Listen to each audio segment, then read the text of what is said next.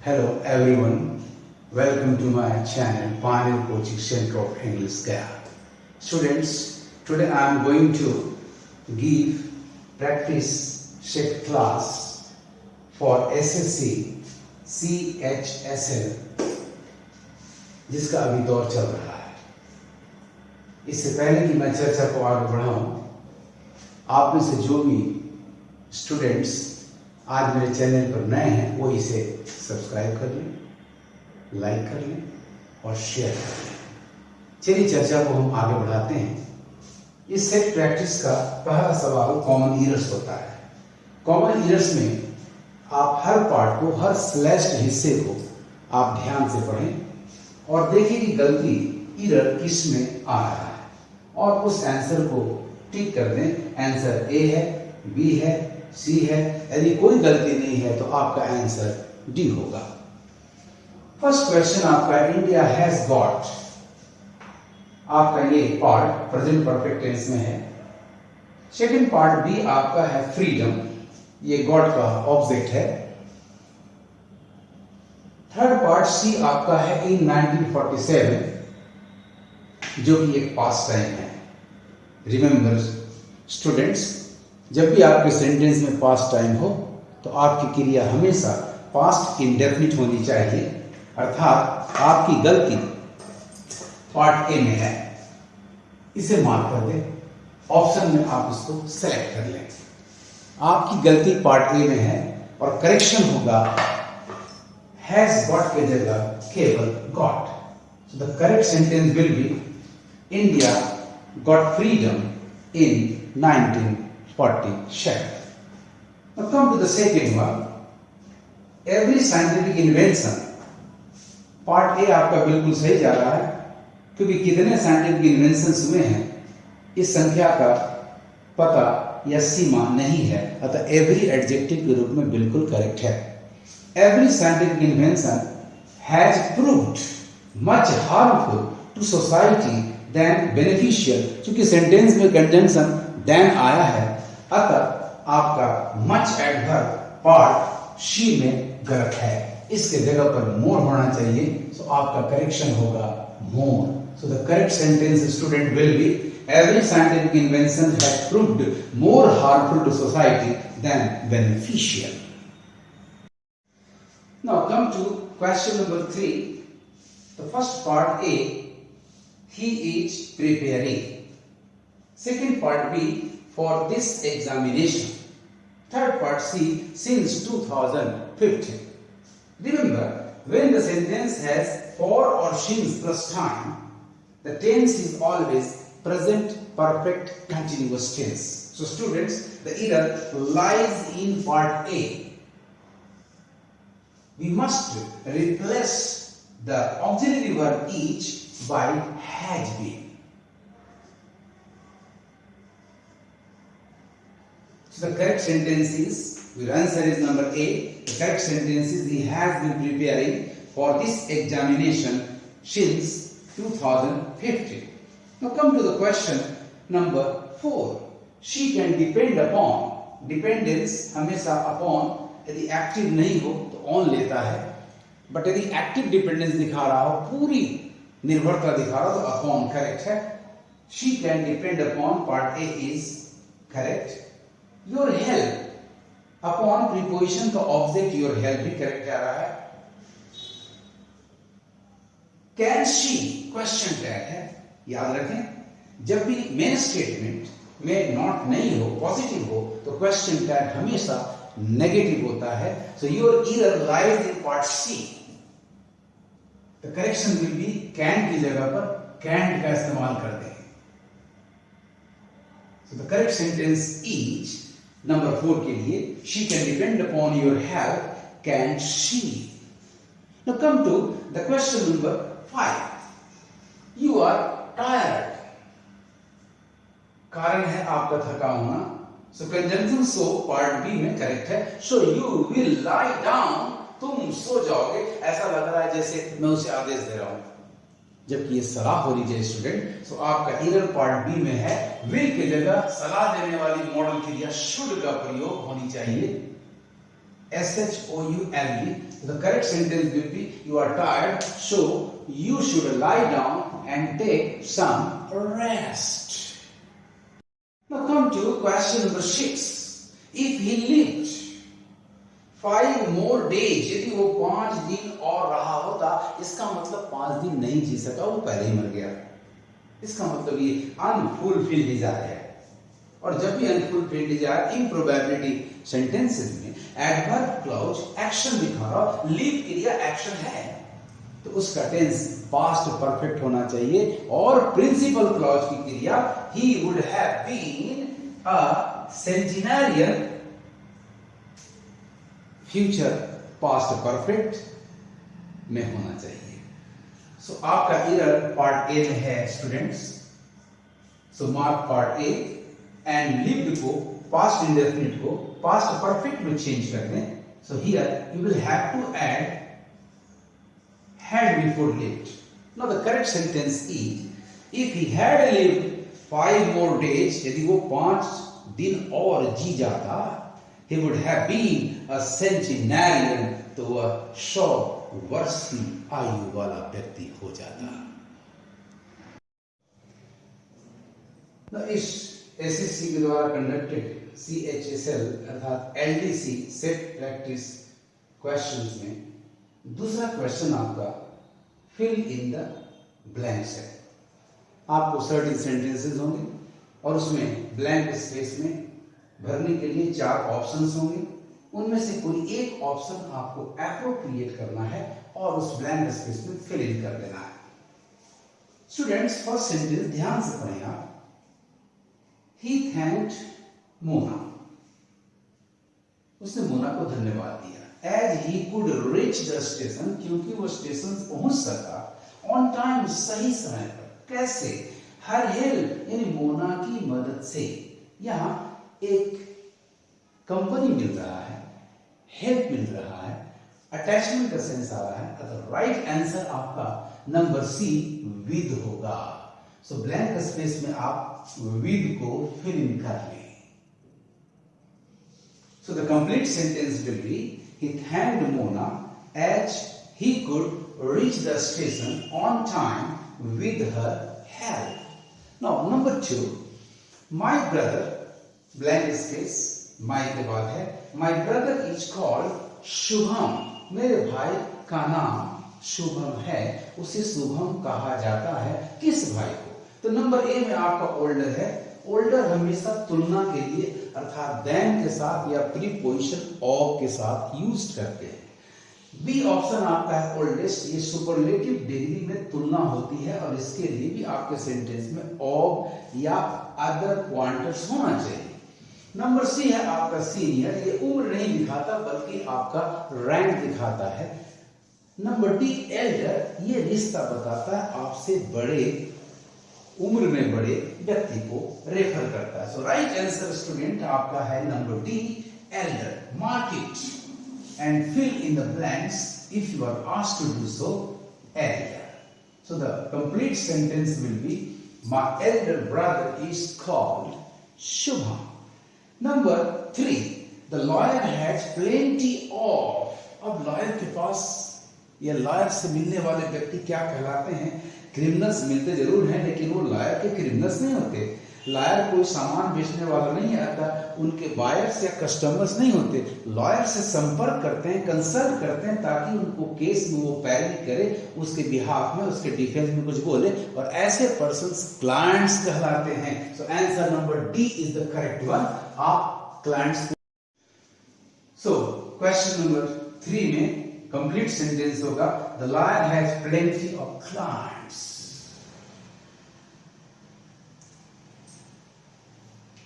Number 4 sentence है direct speech inverted commas के अंदर आ रहा है। I have brought the book. It's dash blank space said Raju assertively to all the boys present. My student, first option my के लिए noun होना चाहिए जबकि ब्लैंक स्पेस के बाद कोई नाउन नहीं है, सो ये संभव नहीं है। नंबर बी मी ऑब्जेक्ट है। ऑब्जेक्टिव प्रोनाउन हमेशा एक्शन वर्ब मेन वर्ब के बाद आता है जबकि आपके इस ब्लैंक स्पेस वाले पार्ट में इस सेंटेंस के हिस्से में कोई भी एक्शन वर्ब नहीं है। नंबर सी माइंड बिल्कुल माई का प्रतिरूप है, लेकिन जेनेटिव केस माइंड हमेशा बिना नाउन के आता है। This is the correct answer. My self आपका ऑब्जेक्टिव रिफ्लेक्सिव प्रोनाउन होता है, ये भी एक्शन वर्ब के बाद या प्रीपोजिशन के बाद आता है। तो अतः ए, बी और डी में से कोई भी ऑप्शन आप सिलेक्ट नहीं करें, आपका सही आंसर है नंबर सी माइंड। तो कंप्लीट कर लें ब्लैंक को फिल करके माइंड से। So student, the complete sentence of yours will be, I have brought the book, it's mine, said Raju assertively to all the boys present. Fill in the blanks. Question number 2 का last question है, question number 6। The project is good but there is dash missing to make it excellent to work, said the engineer. Part A में आपका everything है, यदि everything missing होता तो फिर project good कैसे होता? एनीथिंग ये हमेशा पॉजिटिव सेंटेंस में दो ही जगह आ सकता है, यदि उस पर स्ट्रेस हो या एबिलिटी हो या इफ क्लॉज हो। आपका option A option B cut गया, सी है आपका समथिंग और डी है आपका नथिंग। यहां नेगेटिव सेंस नहीं है, जब नथिंग मिसिंग होता तो फिर ये एक्सेलेंट हो जाता। तो राइट ऑप्शन आपका नंबर सी है समथिंग। तो आपका कंप्लीट सेंटेंस होगा, समथिंग को फिल कर लें। The project is good, but there is something missing to make it excellent work, said the engineer. Now, इस टेस्ट प्रैक्टिस, इस सेट प्रैक्टिस का तीसरा सवाल होता है सिनोनिम्स। आपको शब्द दिए जाते हैं और उससे मिलता जुलता शब्द आपको सेलेक्ट करना होता है। The first word is fortitude. Fortitude का मतलब होता है courage to endure something, किसी चीज को, किसी विकट परिस्थिति को झेलने की क्षमता या साहस। ऐसा ऑप्शन आपके पास नंबर सी है, क्योंकि प्रूडेंस का मतलब होता है विवेक, आप अपनी बुद्धि का इस्तेमाल कैसे करते हैं। बी सपोर्ट का मतलब सहारा और डी सिंसियरिटी का मतलब कार्य के प्रति ईमानदारी। सो राइट ऑप्शन आपका नंबर सी है, courage. Fortitude means courage. Number 2 imply. Imply का अर्थ होता है किसी चीज का अर्थ रखना, छुपाकर अनएक्सप्लेन्ड वे में मीनिंग देना। हिंदी में इसको गूढ़ अर्थ रखना भी कहते हैं। सो फर्स्ट ऑप्शन आपका नंबर 1 कंक्लूड, जिसका अर्थ होता है निष्कर्ष देना, ये बाहर हो गया। बी है आपका कनोट, इसका अर्थ होता है छुपे रूप में गूढ़ अर्थ रखना, अर्थात आंसर आपका बी बिल्कुल सही जा रहा है। सी कंफर्म का मतलब होता है किसी बात को पक्का कर देना, ये भी नहीं आया। कंप्लाई का मतलब किसी के अनुकूल काम करना, किसी की इच्छा के अनुसार चलना। सो राइट आंसर आपका नंबर बी कनोट हुआ। एंड थर्ड आपका सेंटेंस वर्ड है विजिलेंट। विजिलेंट का मतलब होता है चौकस, बहुत सावधान। ऐसा आंसर आपके पास नंबर डी में है। इंटेलिजेंट का मतलब होता है बुद्धि में तेज। बी एम्बिशियस का मतलब होता है महत्वाकांक्षी और सी स्मार्ट का मतलब होता है किसी कार्य करने में तेज, आकर्षक। सो राइट आंसर आपका नंबर बी हुआ। The third question is that of antonyms. आपको वर्ड्स दिए जाएंगे, 4 ऑप्शंस होंगे जिनमें अपोजिट वर्ड को आपको सेलेक्ट करना है। सो एंटोनिम का पहला वर्ड है फीबल। फीबल का अर्थ होता है कमजोर। ऑप्शन ए रिकेटी, ये भी एक कमजोरी है। ऑप्शन बी वीक, ये भी कमजोर है। ऑप्शन सी इनफर्म, ये भी कमजोर है। और ऑप्शन डी रोबस्ट, ये मजबूत, सुगठित, शरीर से स्वस्थ है। यानी 3 में फर्स्ट वर्ड फीबल का राइट एंटोनिम नंबर डी हुआ। Answer number D robust. The second word is adulterate. Adulterate का मतलब है प्रदूषित कर देना, गंदा कर देना। वाश का मतलब होता है साफ करना, ये कुछ हद तक उसके निकट है एंटोनिम के रूप में। कंटामिनेट का मतलब प्रदूषित कर देना, मिलावट कर देना। प्यूरिफाई का मतलब शुद्ध कर देना, ये नंबर ए वॉश से बेटर एंटोनिम है ऑप्शन। नंबर डी स्टेन का मतलब भी होता है गंदा कर देना। तो ए और सी इसका अपोजिट वर्ड है, बट दोनों में बेटर आंसर आपका नंबर सी है, प्यूरिफाई। क्योंकि किसी भी एडल्टरेटेड थिंग को, कंटामिनेटेड थिंग को, स्टेन थिंग को हम प्यूरिफाई करेंगे, कपड़े की तरह साफ नहीं करेंगे। थर्ड वर्ड है आपका वेन। वेन का मतलब होता है घमंड से भरा हुआ, यूजलेस। ऑप्शन नंबर ए कंसीडेड, ये भी घमंडी है। ऑप्शन नंबर बी इगोटिस्टिक, ये भी घमंड से भरा हुआ है। ऑप्शन नंबर सी हम्बल, ये सीधा झुका हुआ नम्र है, अर्थात घमंड का उल्टा है। नंबर डी प्राउड, ये भी घमंड से भरा हुआ घमंडी है। यानी राइट आंसर एंटोनिम में आपका नंबर सी हम्बल होगा। Fourth question students is that of idioms and phrases. Idioms and phrases में आपको कई इडियम्स एंड फ्रेजेस दिए जाएंगे, उसके सामने 4 ऑप्शंस होंगे, आपको सही मीनिंग से उसे मैच कराना है। नंबर 1 ए क्राई इन वाइल्डनेस का अर्थ होता है बिना मतलब का प्रयास करना, कोशिश करना। राइट ऑप्शन आपका नंबर ए है a cry in vain. Number B option है एन अनप्लीजेंट सिचुएशन, एक ऐसा स्थिति जिसमें प्लेजर नाम की चीज नहीं है, ये मैच नहीं कर रहा है। ए क्राई इन डिसग्रेस, कलंक या अपमान की अवस्था में चिल्लाना, ये भी मैच नहीं कर रहा है। ए क्राई विद लाफ्टर, हंसी के साथ चिल्लाना, ये भी मैच नहीं कर रहा है। सो राइट ऑप्शन आपका number A a cry in vain, बिना मतलब बेकार का हल्ला गुदाल करना, प्रयास करना। नंबर 2 है आपका to rock the boat, boat को रॉक करना, हिलाना। जब भी आप बोट पर सवारी कर रहे हैं, कुछ लोग सवारी कर रहे हैं, उसको आप हाथ से या किसी तरह से हिलाएंगे तो आपका संतुलन बिगड़ सकता है। इस तरह का ऑप्शन देखें आप, तो नंबर ए है टू कंस्पायर अगेंस्ट, षड्यंत्र करना, ये मैच नहीं कर रहा है। टू क्रिएट डिफिकल्टीज, कठिनाइयां पैदा करना, ये भी मैच नहीं कर रहा है। टू एजिटेट अगेंस्ट, किसी के खिलाफ बगावत या आंदोलन करना, ये भी मैच नहीं कर रहा है। Number D to upset the balance, संतुलन को बिगाड़ देना, असंतुलित कर देना, ये बिल्कुल सही मीनिंग मैच कर रहा है। Answer number D is the correct one. Idioms and phrases का थर्ड क्वेश्चन है टू बीट द एयर, हवा को पीटना, अर्थात बिना मतलब का प्रयास करना। ऑप्शंस को देखें। Number A to make a great effort, बहुत कोशिश करना, ये मैच नहीं कर रहा। नंबर बी देखें टू एक्ट इंटेलिजेंटली, बहुत ही विवेक या बुद्धि के साथ काम करना, not matching.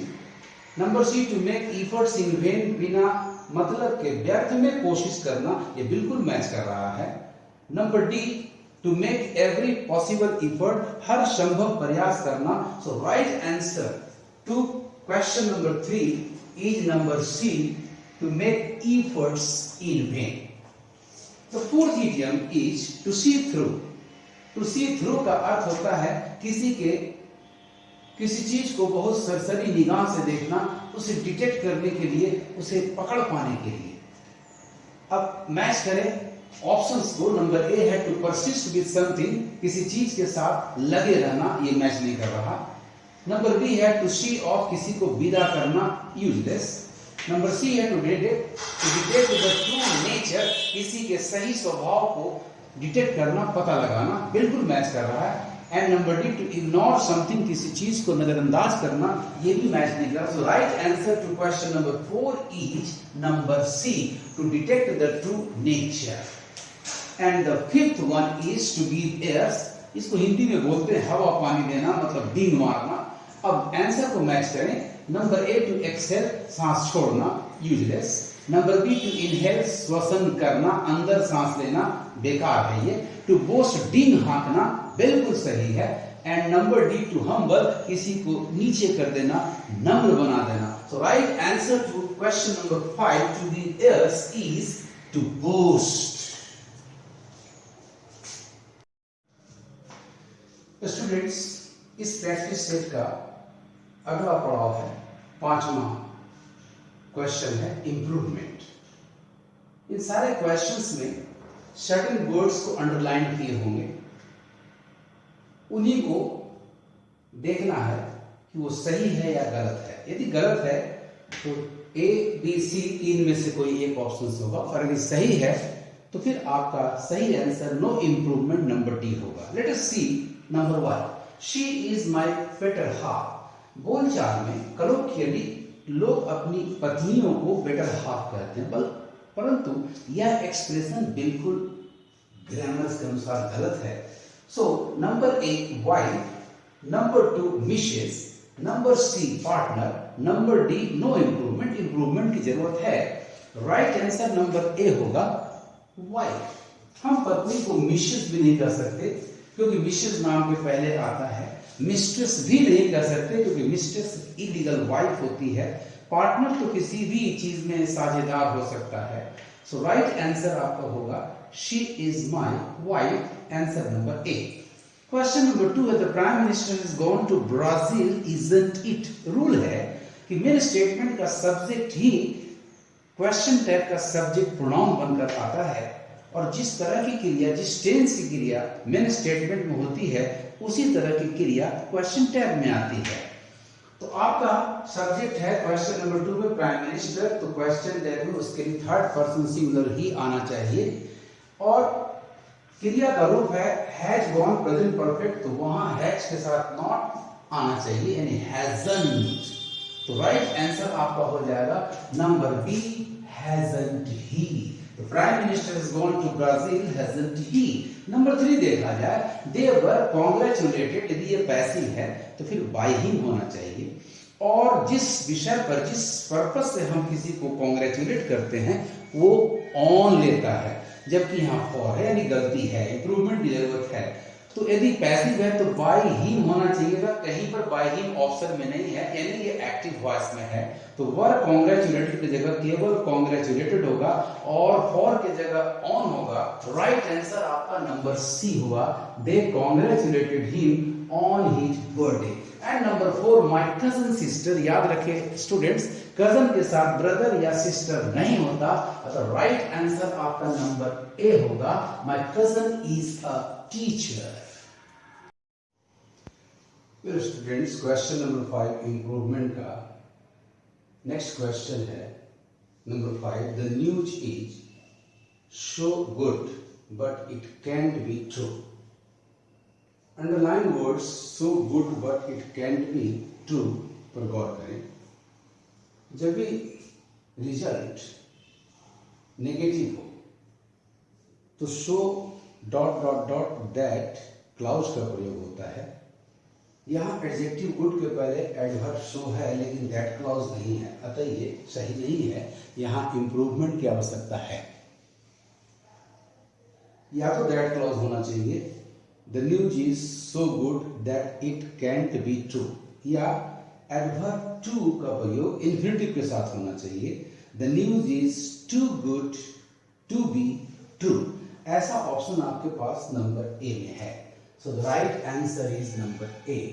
The sentence, correct sentence will be, the news is too good to be true. Question number 6 देखा जाए, she had lived in this house since 1970. Underline words, जो verb है, had lived past perfect है, जबकि यहाँ adverb of time since 1970 है। इसमें दो स्थिति हो सकती है, यदि रहना जारी है तो प्रेजेंट परफेक्ट कंटिन्यूअस टेंस की क्रिया होगी, और यदि जस्ट अभी अभी चेंज ऑफ डिसीजन हुआ है, जस्ट अभी अभी यहाँ से हटना होने का तय किया गया है, तो प्रेजेंट परफेक्ट होगा। सेंटेंस में ऐसा कोई रेफरेंस नहीं है कि इसने डिसाइड किया है कहीं और जाने का, तो राइट आंसर आपका प्रेजेंट परफेक्ट कंटिन्यूअस वर्ब होगा, that is answer number B. The correct sentence will be, she has been living in this house since 1970. Question number 7 है, keeping away from controversy is best policy. याद रखें, जब भी adjective superlative est suffix वाला हो तो उसके आगे द होता है, लेकिन सेंटेंस में एक पॉइंटर होना चाहिए। यहाँ पॉइंटर ऑफ ऑल जैसा नहीं है, अतः द बेस्ट पॉलिसी उचित नहीं होगा। यहाँ करेक्शन होगा अ वेरी गुड पॉलिसी, लेकिन ऐसा कोई ऑप्शन आपके पास नहीं है, तो मजबूरन आपको द वाला ऑप्शन सेलेक्ट करना पड़ेगा। So answer number B is the correct one so far as options are concerned. So the correct sentence will be keeping away from controversy is the best policy. Now question number 6 आपका होगा one word substitution, कई शब्दों के लिए एक शब्द। Question number 1 है impossible to decipher, make out और read, जिसे डिसाइफर करना, अर्थ निकालना या पढ़ना असंभव हो, ऐसी बातों को हम इलिजिबल कहते हैं। ILLEGIBLE eligible number option number ए ये एक गलत वर्ड है। बी इंटेलिजिबल का मतलब जिसको आसानी से समझा जा सके, एंड डी एम्बिगुअस का मतलब होता है जो स्पष्ट ना हो। So right answer question number 1 का impossible to decipher, make out और रीड आपका सी होगा, एलिजिबल, जिसे डिसाइफर करना, अर्थ निकालना या पढ़ना कठिन हो।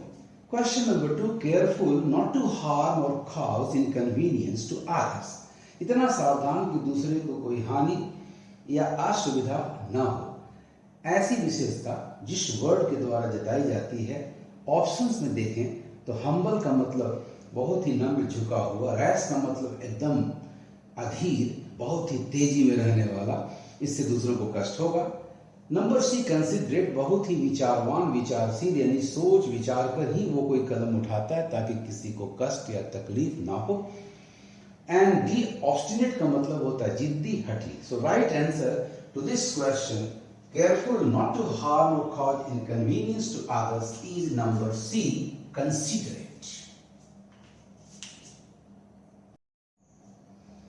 Question number 6 one word substitution का अगला क्वेश्चन है number 3 one who finds it easy to produce new and original idea और थिंग्स, वह व्यक्ति जिसके लिए नए और मूल विचार या चीजें प्रोड्यूस करना, बनाना आसान हो। नंबर ए ऑप्शन देखें इम्पल्सिव, इसका मतलब जो बहुत ही इम्पल्स में रहता हो, बहुत ही इमोशंस में काम करता हो, ये सही ऑप्शन नहीं होगा। ऐसे व्यक्ति से इस तरह की रचना नहीं हो सकती। नंबर बी है क्रिएटिव, जो रचना करने में माहिर हो, जिसके लिए रचना करना चुटकियों का खेल हो, ये बिल्कुल सही ऑप्शन है। नंबर सी हॉस्पिटेबल, अतिथि सत्कार करने वाला, ये भी इस ऑप्शन में फिट नहीं बैठता है। एंड नंबर डी ब्राइट, उज्ज्वल, बिल्कुल चमकीला, चमक से भरा हुआ, तेज से भरा हुआ। Right answer to this question is number B, creative. And the last one is number 4 done with good judgment, अच्छे जजमेंट के साथ, निर्णय के साथ किया हुआ। ऑप्शन नंबर ए एमिनेंट, जिसका मतलब होता है महान, लब्ध प्रतिष्ठ, ये ऑप्शन फिट नहीं हो रहा। नंबर बी जुडिशियस, वास्तव में जो न्यायप्रिय हो, बड़े न्यायुक्त तरीके से किसी काज को करता हो, निर्णय लेता हो, ये बहुत ही सुटेबल ऑप्शन है। सी है एनविएबल, ईर्ष्या करने के लायक, यानी ईर्ष्या करने होने वाला, ये ऑप्शन भी यूजलेस है। नंबर डी जुडिशियल, न्यायपालिका से संबंधित कोई पद या इस तरह का कोई व्यक्ति, इस तरह का कोई पोस्ट, ये भी ऑप्शन रूल्ड आउट होगा। Answer number B is the correct one. So done with good judgement, इसका राइट एडजेक्टिव ऑप्शन होगा number B, judicious. The seventh question is that of spelling error. इसमें आपको दो तरह से क्वेश्चन पूछे जाते हैं। Find out correctly spelled word और find out incorrectly spelled word. आज के इस सेट में आपको दिए गए ऑप्शंस में से करेक्टली स्पेल्ड वर्ड को ऑप्ट करना है। Question number 1 option number A grammar, GRAMMAR। Option number B grammar, GRAMER। Option number C grammar, GRAMMER। Option number D grammar, GRAMAR. The correct spelling, students, is option number A, GRAMMAR. Question number 2 के word से पता चलता है कि ये immediate है, शीघ्र, अभी तुरंत, इसका अर्थ होता है। ऑप्शन नंबर ए रॉन्ग स्पेलिंग है, ऑप्शन नंबर बी भी सही नहीं है, ऑप्शन नंबर सी सही है, ऑप्शन नंबर डी गलत है। सो इमीडिएट की राइट स्पेलिंग होगी IMMEDIATE। So mark number C as the correct answer. इस तरह से प्रैक्टिस शीट में आपको मैं पूछे गए सवालों को डिस्कस करूंगा, उनके सही आंसर्स को पकड़ने में आपकी मदद करूंगा। अब बचा एक क्लोज टेस्ट। क्लोज टेस्ट के क्वेश्चंस को मैं अलग से स्पेशली डील करूंगा। आप बड़े ध्यान से इसे प्रैक्टिस करेंगे, समय को देखते हुए, और परीक्षा की तैयारी करेंगे, परीक्षा देंगे। मेरी शुभकामनाएं आपके साथ हैं। स्टूडेंट्स, आपको मेरा ये वीडियो कैसा लगा? लाइक करेंगे, कमेंट्स करेंगे। Thank you for watching my video.